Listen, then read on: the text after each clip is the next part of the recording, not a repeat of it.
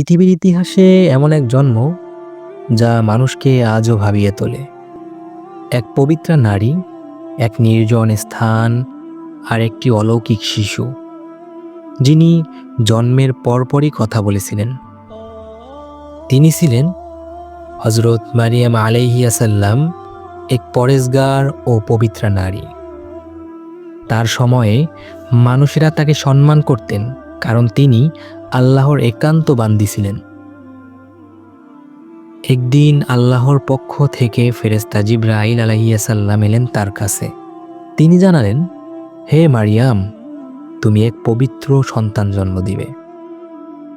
হযরত মারিয়াম আলাইহিস সালাম আশ্চর্য হয়ে বললেন, আমার তো কোনো স্বামী নেই, কিভাবে সম্ভব? ফেরেশতা বললেন, এটা আল্লাহর ইচ্ছা, তিনি যা চান তাই হয়। মারিয়াম আলাইহিস সালাম একাকী নির্জনে চলে গেলেন।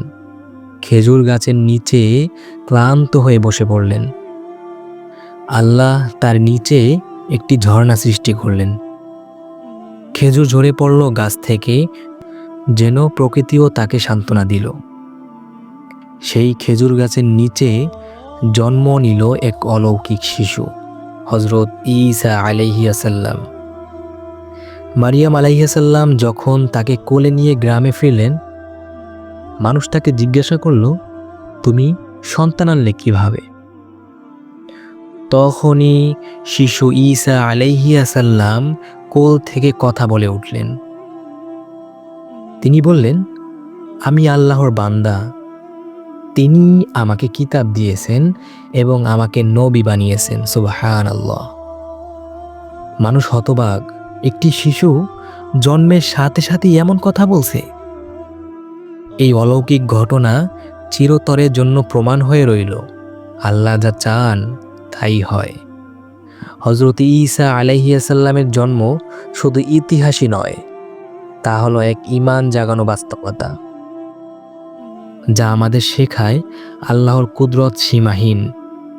সুপ্রিয় দর্শক শ্রোতা, এই ভিডিওর মাধ্যমে জানতে পারলাম আল্লাহ তাআলার এক অলৌকিক নিদর্শন, পিতাহীন হযরত মারিয়াম আলাইহিস সালামের গর্ভে অলৌকিকভাবে জন্ম নিলেন হযরত ঈসা আলাইহিস সালাম। যদি ভিডিওটি ভালো লেগে থাকে অবশ্যই চ্যানেলটি সাবস্ক্রাইব করে পাশে থাকা বেল আইকন বাটনটি অন করে দিবেন। এরকমের আরও ইসলামিক কন্টেন্ট পেতে হলে লাইক অ্যান্ড কমেন্ট করতে ভুলবেন না। আল্লাহ হাফেজ। আসসালামু আলাইকুম ওয়া রাহমাতুল্লাহি ওয়া বারাকাতুহু।